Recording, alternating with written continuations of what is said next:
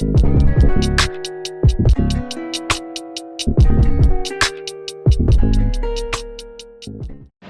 guys, welcome to my channel.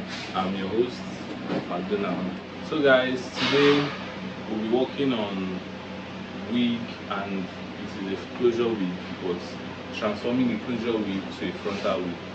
And that's what we do today. I'll be showing you step-by-step details, how the procedures I go through to get it done, so you can also get to do that by yourself. So it's going to be the easiest form of wigging, like the easiest way to get your frontal wig. In a way, you can even do it yourself. So everyone who joined through the link or presently watching this video, thank you for coming through, thank you for sticking around to this point, and it's going to get better from there. So, and everyone who shared the link, or who is sharing the link, or who is still sharing the link, or is already sharing the link, I see you, I see what you are doing. You have my respect, my love. I appreciate you so much, and I hope to see you guys from time to time when we post other content. We'll come through to you with different content, different kind of hair tutorials that you're going to enjoy. So don't sleep on the bicycle. So please subscribe. Don't forget to subscribe. I love you all. I wish to see you from time to time. Let's get to the video. So guys, you know, wigging is something you do with so much patience. So you need to take a lot of time out, calmly losing the hair if you are wigging. And as you can see, this is still in closure form. I'm getting my tripod ready and my dummy head. As you can see, this area of the dummy head has 3 partitioning, and the center is the main focus. So I've gotten my wig cap. I used the mesh wig cap, and also you don't forget to place your cap properly, which I'll be doing right now, because the cap is also very important. If you miss the placing of the cap, you've missed everything.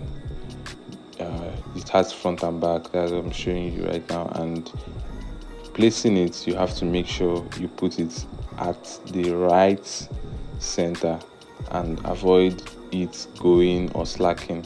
As you can see, the back is a bit thinner, and it follows into the line at the behind. That is the line behind the canvas head. Yeah, so this is how your cap should be looking. See the front. Still make a little bit adjustment to it because we are doing a frontal, and being a frontal, you need to have enough space behind, in front, I mean. And I'm pinning the hair, the SS nets, pinning them to the canvas head so that I won't have a rough sewing for my frontal. So guys, this is our frontal, and this frontal has already been cut for glueless, and I'm trying to place it right now. This is not a detailed video for frontal. Our next video is going to be more detailed, and it's going to be concentrated on glueless frontal, so guys, try to be there. As you can see, I'm placing the lace on the cap, and I'm placing it side by side first. I like to place my frontal from the front, then going to the back to pin it from the center first before I start pinning by the sides. And it gives me more accuracy when I'm placing my pins that way. Then I also come to the back and pin it by the side, and then do the same thing for the other side too. So guys, frontal is very sensitive. It's a very important aspect of the hair that you need to take your time out, carefully placing it. So remember, it's a glueless frontal that I already prepared it with the glueless frontal off camera. it doesn't come, frontal doesn't come like this, it comes ear to ear. But due to it being glueless, I customize it to this form. So this is a preparation video. Like calmly, you have to adjust, make every possible adjustment you need to do to your hair, to your neck, to your lace. Everything has to be perfect because frontal is very, very sensitive. For me, frontal is very, very, very, very, very, very sensitive. Any little mistake you make will definitely show, and your customer will ask questions, or your clients will ask questions. So I already prepared the frontal. I pinned it side by side, and then after, as you can see, well laid down. It needs to be very laid down to your net, and you don't have to make any form of loops around your frontal line to avoid any form of you coming back to see bumps on it when after wigging or after sewing. So that's always my main aim of setting the pins accordingly and setting them very neatly. Even if it takes you hours to get, you need to get it and get it right. Next, I get my tools ready, which are my needle and my thread. Time to sewing, guys. I know a lot of us don't know how important it is to sew neatly, but I'm telling you, it is a very important detail. You need to take your time, go step by step, don't rush your process. Sew in your hairs and allow your sewing to be very neat and aligned. So it's time to sew in my hairs. I love sewing my hairs with my bundles starting from the under, and this is for me, this is a perfect angle to start from because it lets you to know which side you are at. And as you can see, I use a small T-pin to place my hair on to avoid me having to struggle with my hairs from falling or shifting. So as it's with the pin, I don't have any business with struggling with the hair, you know. For closure, you sew from side to side, but due to dealing with the frontal, you need to sew from ear to ear, and that's what we're going to be doing in this video. The wigging process is totally different. Frontals take your time to sew from ear to ear, but when it comes for closure, hopefully we'll do a detailed video too concerning that.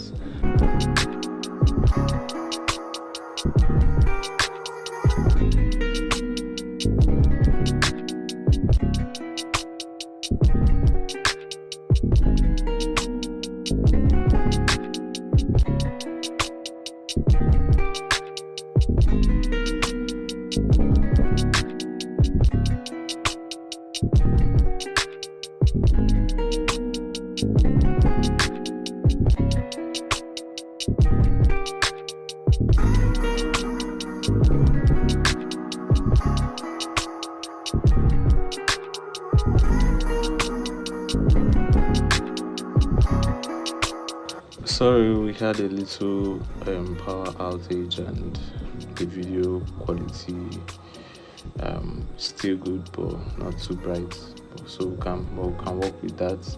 You can see I'm already wigging from ear to ear, but when I got to the frontal side, I had to start wigging it behind the frontal, and that is because the frontal, I still wig it from side to side, from the left to the right, from the left to the right, just right like that, behind the frontal, not on top of the frontal. The whole sewing stops wherever the lace of the frontal begins, you know. So this is the ending, the closing. It has to come from side to side till it closes on the lap of the final frontal lace. Now I want to show you how I flip my hairs over. When flipping my hairs, I like to take them in a single weft and I flip it over to the other side, then sew on top of the weft at the edge, very edge where it flipped. So that will make it to be pinned down appropriately, and it won't have any bump even while you style or while your client lays her hands on her wig. It won't have any sign that there was a flip. You sew in on that weft that you just turned, and with that you have a perfect slick sewing. I continue with my sewing just like I was doing before.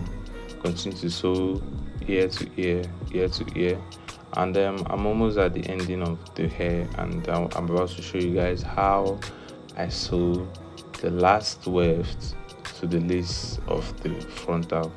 And I think that is a trick where people actually get it wrong, because most times you see a frontal that you sew in, and after sewing, maybe during styling, you notice that there's actually a loop, or there's a side where it's obvious that there was difference between the frontal and the sewing.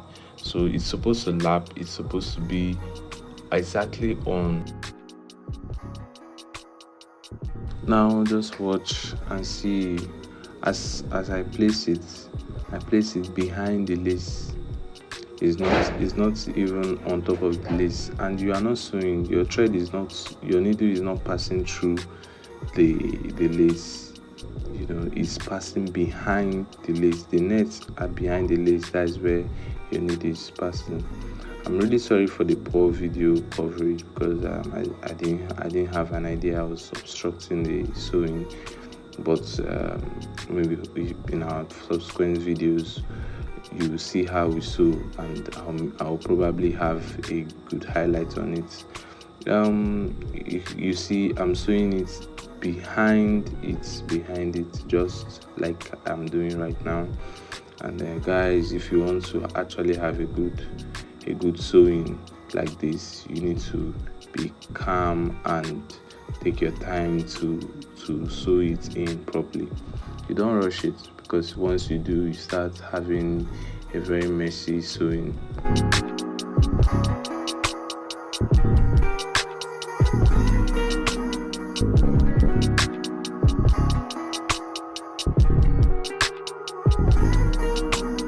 And you also need to be very, very, very careful with your needle to avoid it from wounding you or getting pierced with it. You have to be very, very careful. It's the nature of the job. It's also one of the hazards of the job too.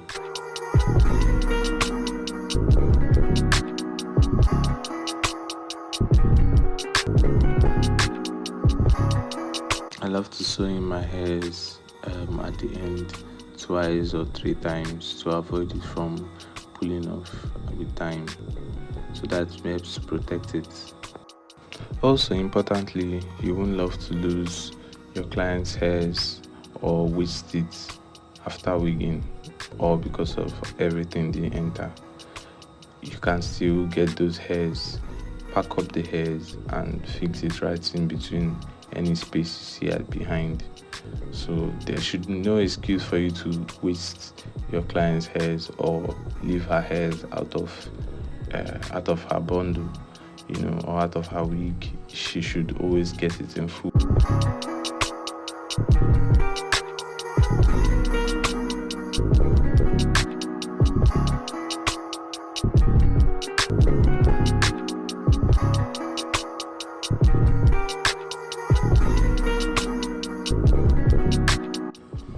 After the wigging off and adding of extra hairs that were left over behind, it's time to loosen the frontal and get it ready for styling.